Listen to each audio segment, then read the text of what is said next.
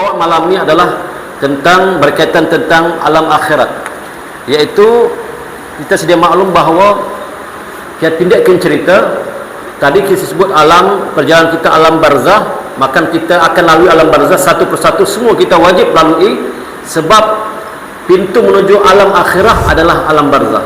Sampai di alam barzah kita sebenarnya berhenti ataupun menunggu sementara berlakunya kiamat. Kita di alam barzah ini ada satu tempat penantian sebelum berlakunya kiamat. Ibarat contoh untuk mudah faham, kalau kita masuk penjara, sebelum kita dihukum, kita di penjara dulu. Maka ketika di penjara kita siapa kita tunggu? Kita tunggu anak isteri kita datang ziarah kita, membawa makanan dan sebagainya, melepaskan rindu pada kita. Maka begitu juga bila kita masuk ke alam barzah, kita mengharapkan doa-doa daripada keluarga kita, terutama doa anak yang saleh. Kerana kalau kita sudah meninggal dunia, terputus semua amalan, terputus kecuali 3 kata Nabi, ya, iaitu pertama sedekatun jariyah, kalau kita rajin bersedekah kemana-mana pun. Kemudian ilmu yang bermanfaat, ilmu yang kita sampaikan kepada manusia, ilmu yang bermanfaat. Contoh seperti kita mengaji Al-Quran, mengajar budak-budak mengaji, ya, kita memberi kuliah dan sebagainya, ilmu yang bermanfaat, didengar oleh orang itu pun faham, dia pun amalkan, selagi dia hidup kita dapat pahala dalam kubur. Yang ketiga adalah doa anak yang soleh, yang sentiasa mendoakan ibu dan ayahnya di alam kubur. Ini sajalah yang sampai pada orang yang telah mati. Kemudian selepas dari kubur, tuan-tuan, kita akan menuju satu alam yang lebih hebat, lebih besar daripada alam kubur. Alam kubur, alam barzah ini kata ulama sudah besar, tapi alam akhirat lagi besar, yaitu di padang mahsyar banyak peristiwa-peristiwa yang berlaku. Ya, saya pilihkan cerita sebab malam ini saya akan bawa bukan padang mahsyar, tapi adalah titian Siratul Mustaqim yang malam ini saya bawa. Mudah-mudahan cepat masa kita sempat kita menguraikan insya-Allah. Yaitu ketika manusia telah berada di padang mahsyar, tuan-tuan sedia maklum, kemudian kita akan menuju penghisaban di mizan. Di mizan ini semua manusia berkumpul, ya, untuk dihisap. Dihisap amal baik kita dan dihisap amal buruk kita di mizan itu. Yang mana manusia berada di padang mahsyar, kata para alim ulama di dalam kitab, sebanyak 120 barisan. Manusia dibariskan di padang mahsyar 120 barisan. Dalam 120 barisan itu hanya 3 barisan saja yang mati membawa iman. 117 barisan itu semuanya mati kafir, tidak ada iman langsung. Yang 3 barisan itu pula dibagi kepada 4 kategori. Yang pertama golongan bighair hisab, orang yang mati tanpa hisab terus masuk surga. Yang kedua dipanggil ashabul yamin, orang yang mati mendapat suratan amal di tangan kanan. Yang kedua. Yang ketiga dipanggil ashabul shimal, orang yang amal kejahatannya lebih banyak daripada amal kebaikannya. Ibarat kalau markas 100%, kejahatannya 51%, kebaikannya 49%, lebih banyak. Yang keempat golongan ashabul araf. Ashabul araf ni apa dia? Ashabul araf ini adalah amal kebaikannya dan amal kejahatannya sama banyak, sama timbang, 50-50. 50% amal kejahatan, 50% amal kebaikan, sama timbang, sama banyak, 50-50. Ya, ini adalah golongan nanti di padang mahsyar. Ya, saya tidak ceritakan ini, kita panjang, kita terus menuju ke titian Siratul Mustaqim. Perjalanannya daripada tadi kita dihisap, kemudian pergi haudun Nabi, telayar kawasan Nabi, dan terus ke titian Siratul Mustaqim. Tuan-tuan, di titian Siratul Mustaqim kata Imam Al-Ghazali dalam kitabnya, ya, dalam kitabnya karangan Imam Al-Ghazali, Kashful Umul Al-Akhirah, kata Imam Al-Ghazali, setiap orang yang melintas sirat tidak akan terlepas daripada ditanya pada 7 qantara. Ini di antara poin kuliah kita malam ni lah, ya. Kita semua ni akan melalui titian Siratul Mustaqim dan kita akan melalui 7 qantara. Apa itu qantara? Qantara ialah jambatan tempat kita melintas. Jembatan tempat kita melintas. Titian Siratul Mustaqim ni kata para ulama panjangnya 15.000 tahun perjalanan. Titian Siratul Mustaqim. 5.000 tahun jalan mendatar. 5,000 tahun mendaki dan 5,000 tahun menurun. Subhanallah. 15,000 tahun tuan, panjangkah pendek? Panjang. Ya, panjang. Kita akan meneliti di situ dan kita akan ditanya dengan 7 kontara ataupun 7 jembatan ataupun 7 persinggahan ataupun 7 roblok. Umpamalah kalau di Sendakan ni dan ada roblok di Batu Sapi, ada roblok di Taman Mawar contoh, ada roblok di Batu Lapan yang jumpa polis, stop, I see, begitu. Jadi di Tian Siratul Mustaqim pun kita akan ditanya oleh malaikat di kontarah yang pertama ataupun roblok yang pertama. Malaikat akan tanya kita pasal keimanan kita, ya, keimanan kita, akidah kita.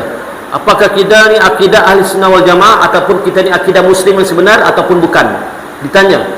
Kalau lepas, alhamdulillah, ditanya malaikat, ya, apakah kamu akidah yang benar? Benar, alhamdulillah, lepas, terus jalan. Yang kedua ditanya oleh malaikat pasal sembahyang, ya, yang kedua ditanya malaikat pasal sembahyang. Ditanya oleh malaikat di pertanyaan kedua pasal salat, iaitu sembahyang. Maka tanya malaikat, kamu macam mana sembahyang? Cek, sembahyang alhamdulillah, sembahyang fardu okey semua, ya, sembahyang sunat okey, lepas. Tapi kalau sembahyangnya tidak lepas, maka dia akan tersangkut di situ.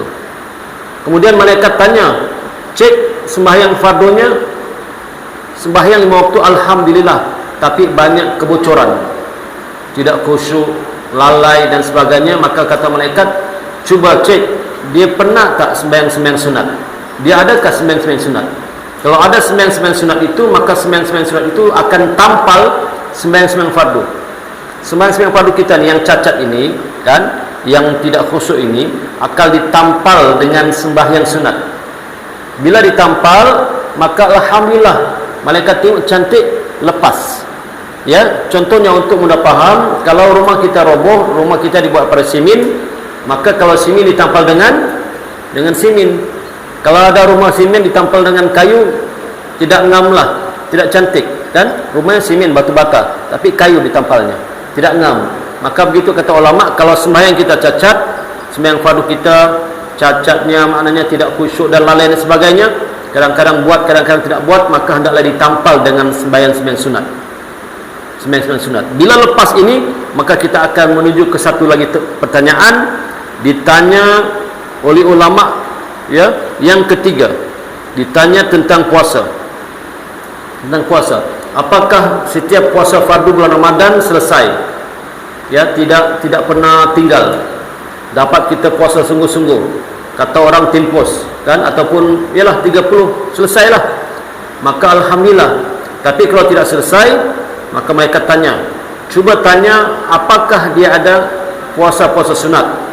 Kalau ada puasa sunatnya seperti puasa 6 hari di bulan Syawal, ya, puasa Isnin Kamis, alhamdulillah, selamat dia tuan-tuan, ya. Begitulah seterusnya. Yang keempat ditanya pasal zakat, ya. Kalau selesai, okey, ini kita cepat-cepat ya, sebab masa mungkin pendek. Yang kelima ditanya pasal haji dan umrah. Pernah ada haji, ya, dan umrah. Tapi ulama kata pasal haji ni begini ceritanya, sebab haji ni diwajibkan orang mengerjakan haji sekiranya mampu. Sekiranya tidak mampu, maka tidak diwajibkan haji. Tapi persoalan sekarang, apakah kita betul-betul tidak mampu, tuan-tuan? Kan? Sebab apa? Tidak mengerjakan haji, tidak ada duit, tapi setiap tahun tukar kereta.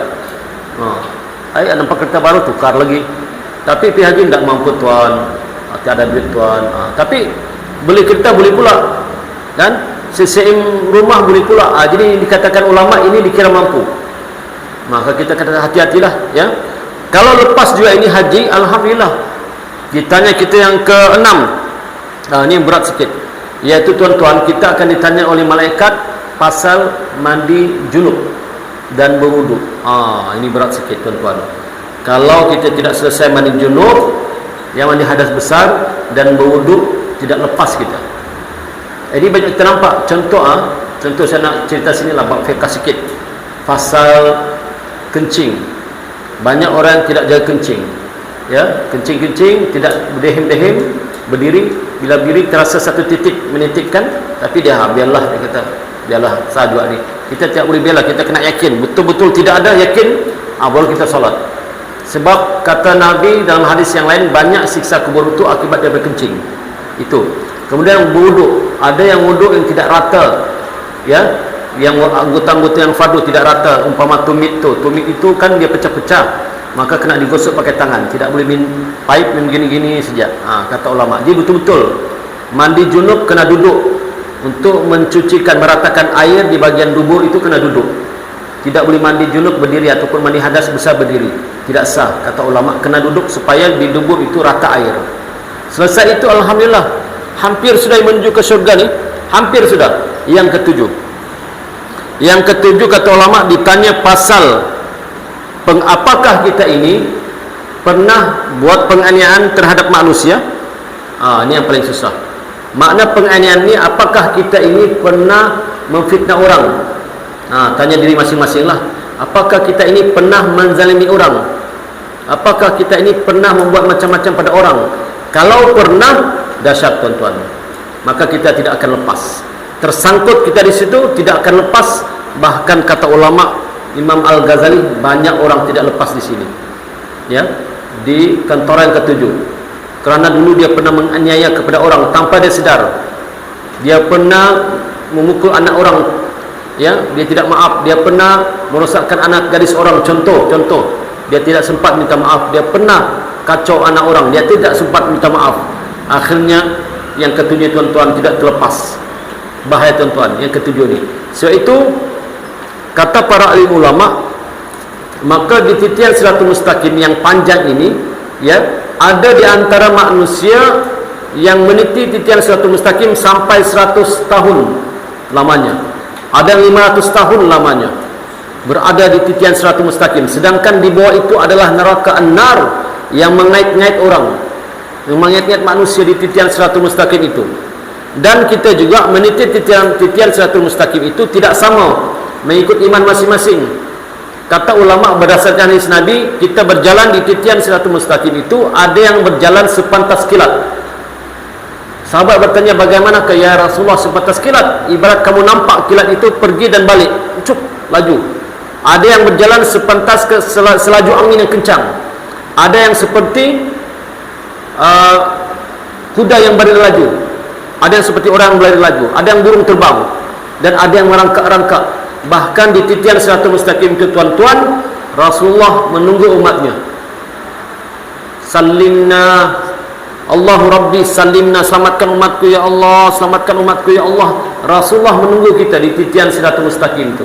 Ada yang di kelangan umat Nabi itu hampir-hampir sampai sudah, tapi di ujung-ujungnya jatuh. Subhanallah tuan-tuan, ya. Ini adalah kisah benar dan saya tuan-tuan akan laluinya.